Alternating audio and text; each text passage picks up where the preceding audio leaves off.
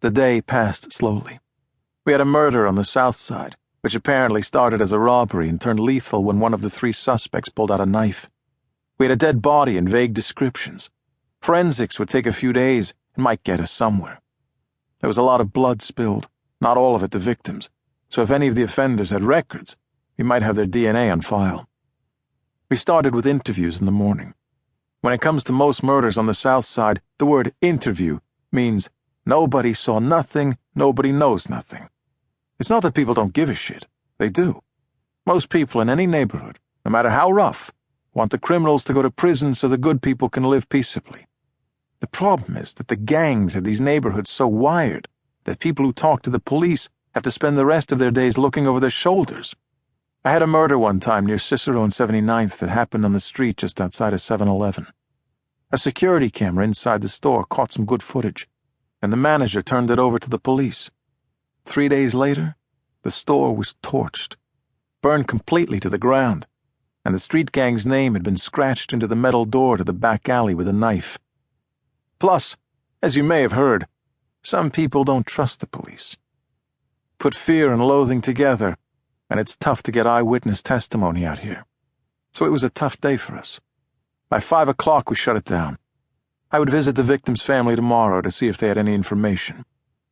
"See you tomorrow," I said to Kate, without looking at her, as we split up. She might have waved, but didn't say a word. When she was gone, I checked my phone again, the picture I'd taken of the note I had dumped in the teller's window slot. Tomorrow, 6 p.m., red line, Jackson Stop, northbound platform, bring it with you. I'd chosen the subway platform for this bogus meeting because it was hard to follow me there without giving yourself away. Whoever was tailing me couldn't hide in the darkness of a car with the headlights blazing, couldn't watch from a safe distance with binoculars. No, if this person wanted to know whom I was supposedly meeting with, he'd have to get himself on that damn platform. And for all he knew, I might jump onto an arriving train and he'd have to follow. I picked 6 o'clock because it would be busy. If it was too late in the evening, the platform would be empty, and he'd be afraid to follow me down there because he'd feel exposed. At 6, he'd feel comfortable in the knowledge that he could blend into a crowd while watching me and my supposed meeting partner. The catch in my plan? There was no actual meeting, obviously, and nobody was bringing me anything. That part, I had to improvise. That's what friends are for, and my only friend was Goldie.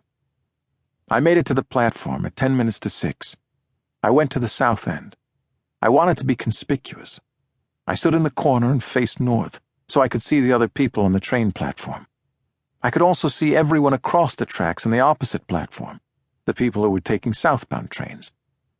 The problem was that it was hard to actually see them. We were in the depths of a Chicago winter. Everyone was dressed for it, bundled up in hats and scarves, jackets zipped up to their chins. I couldn't get a good look at anyone's face. The lighting was pretty good, but you can't see someone hiding behind all that clothing. Goldie wasn't going to come himself. He was going to send somebody. He said I wouldn't know the guy, but I should expect a tall African-American man in a camel-colored overcoat. At 5 minutes to 6, a southbound train arrived, hissing to a stop. That meant everyone on the platform opposite me would get on. Anyone who didn't, well, that wouldn't make much sense, would it? The only reason people were supposed to be on the platform was to take that train. When the train doors opened, a number of passengers got off, and the people waiting on the platform got on. Or at least, it looked like that. It was a big crowd of people, and the train itself was between me and the passengers. When the train sputtered forward again with a heavy sigh and grunt, I scanned the platform. Almost everyone was moving toward the exit.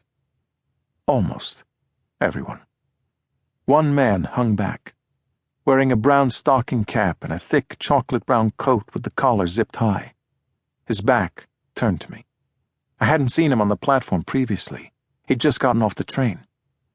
And he wasn't moving toward the exit. He was staying put. I pulled out my phone and pretended to talk on it. That was my crutch. I could look at someone but pretend that I was doing so absently, that my focus was on the conversation. In my peripheral vision, I saw someone moving toward me. I looked over and saw a big guy, African-American.